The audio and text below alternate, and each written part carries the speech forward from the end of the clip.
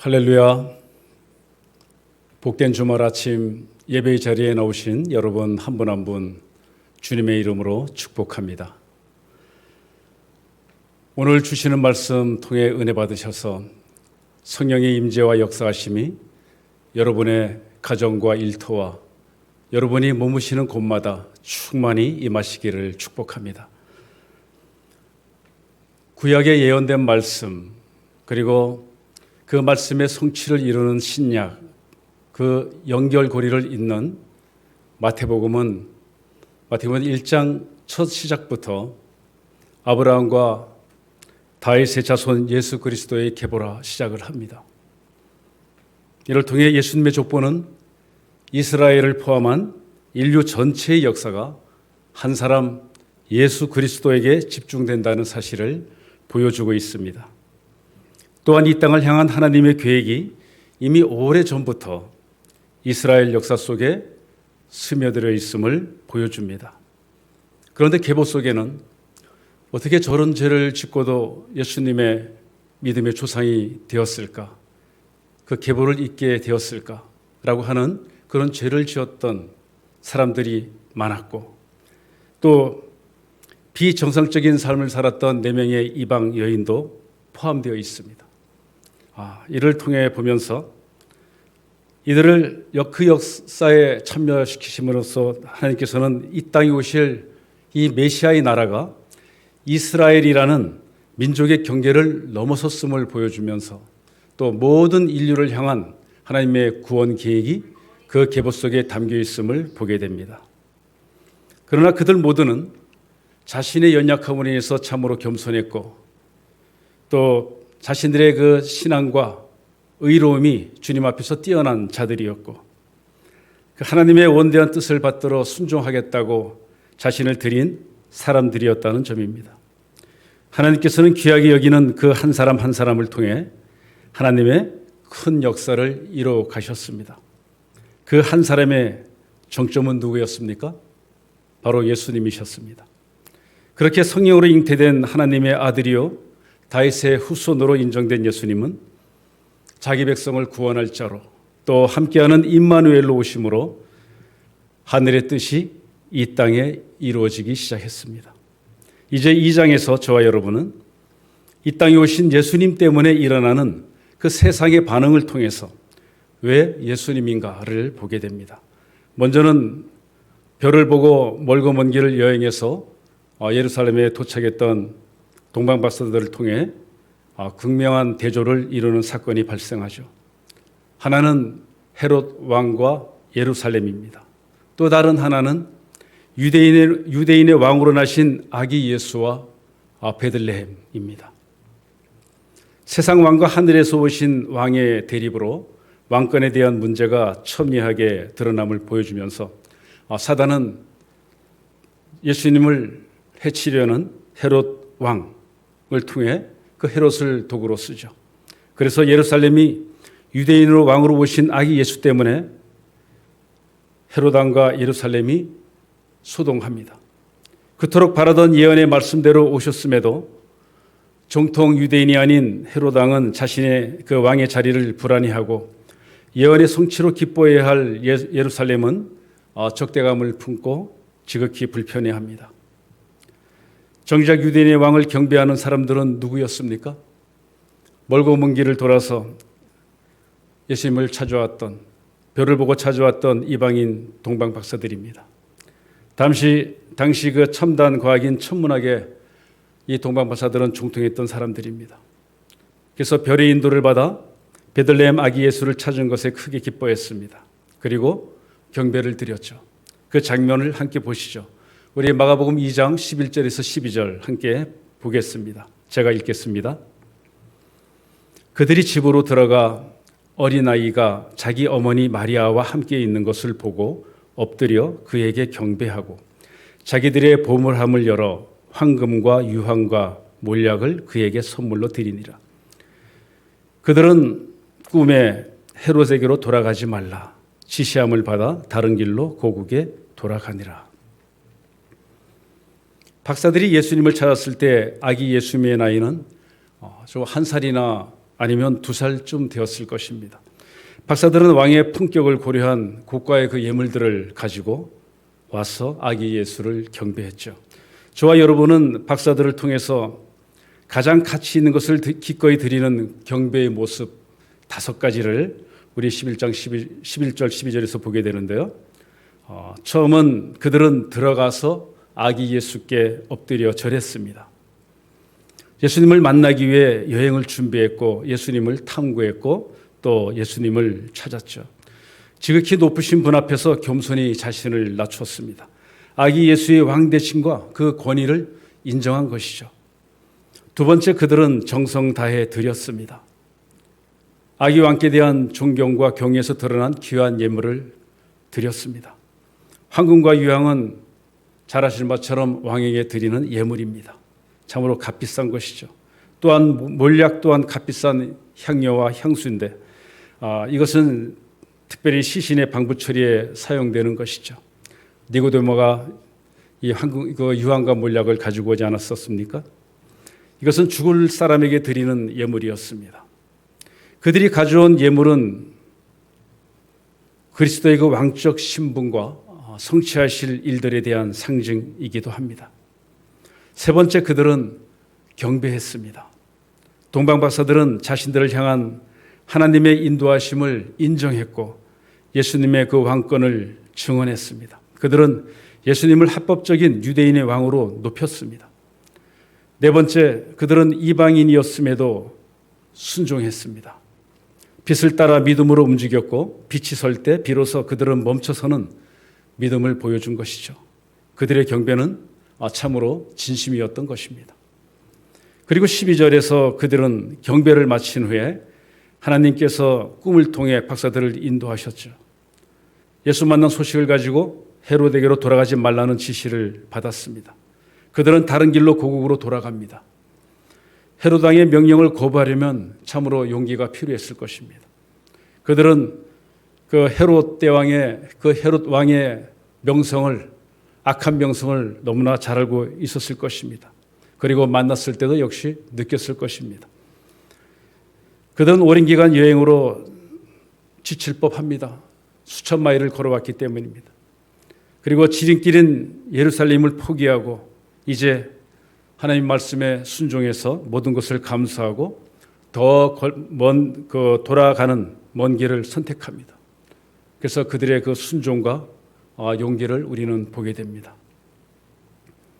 동방박사들의 이 모습은 하나님을 믿는 우리에게 시사하는 바가 큽니다. 그리고 우리에게 도전을 줍니다. 나는 하나님의 말씀과 음성에 민감하게 반응하는가? 내가 하나님께 드릴 수 있는 가장 가치 있는 것은 무엇인가? 내가 하기 어렵다고 여기는 것, 하나님이 원하실 때 나는 순종하는 믿음인가? 동방박사들처럼 전심 다해 내 인생의 주권자여 왕이신 주님께 경배드리는 저와 여러분이 되시길 소망합니다. 그리고 내가 불편해하고 내가 할 수 없다 여기는 것, 또 주님 원하실 때 기꺼이 순종하는 것이 진정한 순종임을 기억하는 저와 여러분이 되시길 소망합니다. 이어지는 오늘 본문 13절에서 18절인 내는 그 무자비한 왕인 헤롯을 피해서 애굽으로 떠나는 예수님 가족의 이야기가 나옵니다. 그리고 이후에 19절에서 23절은 이제 헤롯이 죽은 후에 애굽에서 돌아오는 그 예수님 가족의 이야기가 나타납니다. 우리 이제 본문 13절에서 16절을 함께 먼저 읽겠습니다. 13절입니다. 그들이 떠난 후에 주의 사자가 요셉에게 현몽하여 이르되 헤롯이 아기를 찾아 죽이려 하니 일어나 아기와 그의 어머니를 데리고 애굽으로 피하여 내가 내게 이르기까지 거기 있으라 하시니 요셉이 일어나서 밤에 아기와 그의 어머니를 데리고 애굽으로 건너가 헤롯이 죽기까지 거기 있었으니 이는 주께서 선지자를 통하여 말씀하신 바 애굽으로부터 내 아들을 불렀다 함을 이루려 하심이라. 이에 헤롯이 박사들에게 속은 줄 알고 심히 노하여 사람을 보내어 베들레헴과 그 모든 지경 안에 있는 산의 아이를 박사들에게 자세히 알아본 그 때를 기준하여 2살부터 그 아래로 다 죽이니. 아기 예수가 말도 하기 전에 사탄의 이끌림을 받는 세상 권력자들이 예수를 대항해서 움직이고 있다는 사실이, 이 아기가 태어났는데 어떻게 그렇게 세상 왕들이 움직이고 있습니까? 놀랍지 않습니까? 자신의 권력을 지키기 위해서 이 헤롯 대왕은 자기 아들 셋도 죽였던 사람입니다. 그런데 그 헤롯 왕이 지금 두려워하고 있습니다. 그래서 그는 유대인의 왕으로 오신 예수 때문에 전전긍긍하고 있는 것이죠. 하나님께서는 4번에 걸쳐서 꿈으로 요셉에게 지시하셨습니다. 1장 20절, 또 2장에서는 본문 13절과 또 나중에 나오는 19절과 22절입니다. 이 첫 번째 꿈은 잘 아시는 바처럼 그 마리아의 아이는 성령으로 잉태되는 메시아가 될 것이니 너는 무서워하지 말라는 그런 계시였습니다. 두 번째 꿈인 오늘 23절에서는 그 요셉에게 아기 예수의 생명을 보호하는 방법을 말해 주십니다. 요셉과 마리아에게는 멀리 동방에서부터 별을 연구하던 학자들이 와서 경배하고 그 예물을 주고 떠났을 때만 해도 그들은 참 너무나 기뻤을 것입니다.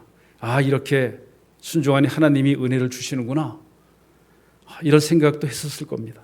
그런데 이제 헤롯을 피해서 애굽으로 가라는 겁니다. 주의 사자는 헤롯이 아기를 찾아 죽이려 한다고 요셉에게 알려주었기 때문에 요셉은 즉시 움직여야 했습니다.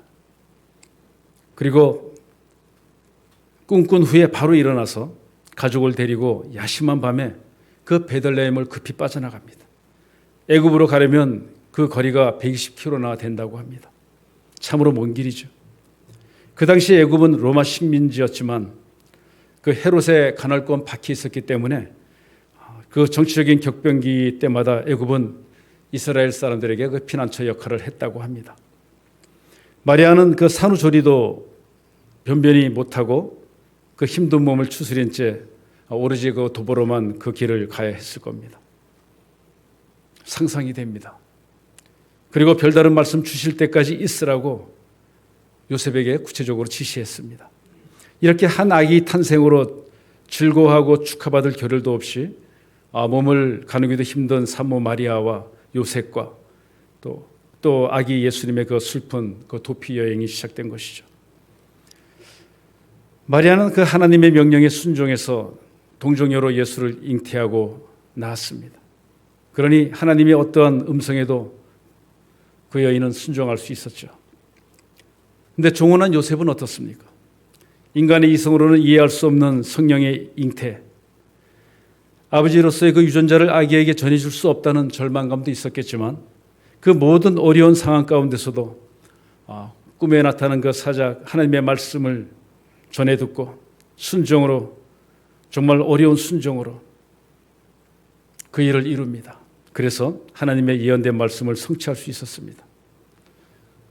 이런 이유로 예수님은 안전하게 애굽으로 피할 수 있게 되었죠.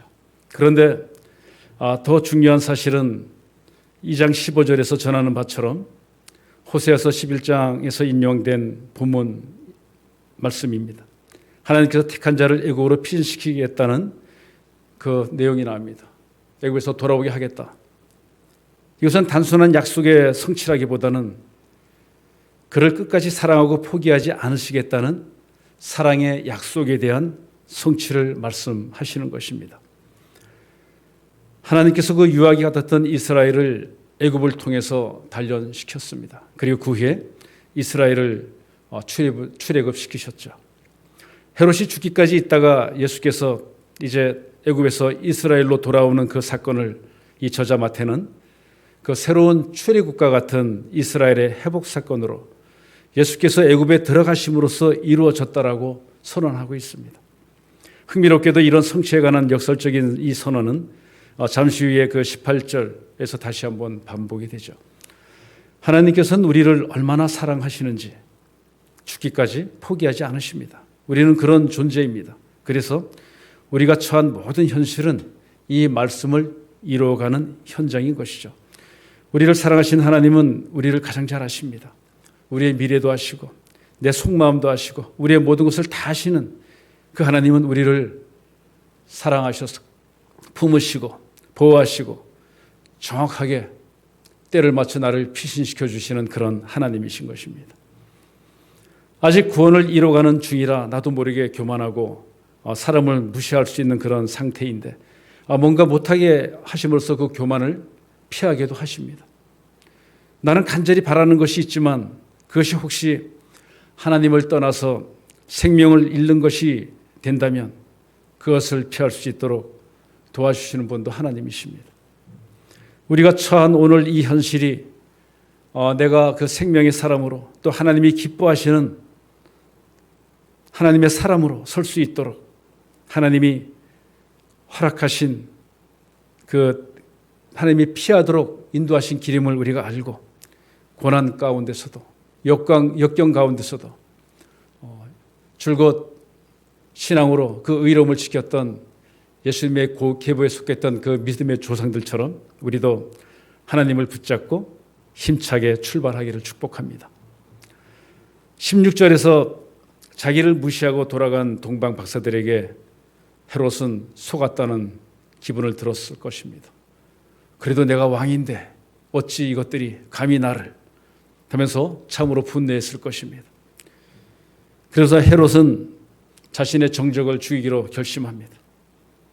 그래서 한 아기를 죽이려고 베들레헴에 태어난 그 때를 예수님의 때를 동방 박사들이 왔다 간 그 때를 계산해서 태어난 2살 아래 아이들을 살해할 계획을 세우고 그리고 수많은 남자아이들을 살해합니다. 베들레헴의 그 남자 영아들은 세상에 태어나서 축하와 한 영혼 고사하고 죽임을 당했다고 하는 것을 우리는 우리 이성으로 어떻게 이해할 수 있습니까? 그들이 아기 예수 때문에 상해당했다는 것은 너무나 큰 아이러니입니다. 세상의 모든 사람들의 죄를 위해서 십자가를 지시러 오신 아기 예수님 때문에 영문도 모르게 살해당한 그 영아들은 누가 그들의 짧은 삶을 유래할 수 있을까 생각도 해봅니다. 이렇게 억울하고 불공평한 일이 있을 수 있을까? 인간적으로 바라보면 정말 큰 소리로 악담해도 다 이해할 수 있는 그런 입장들입니다.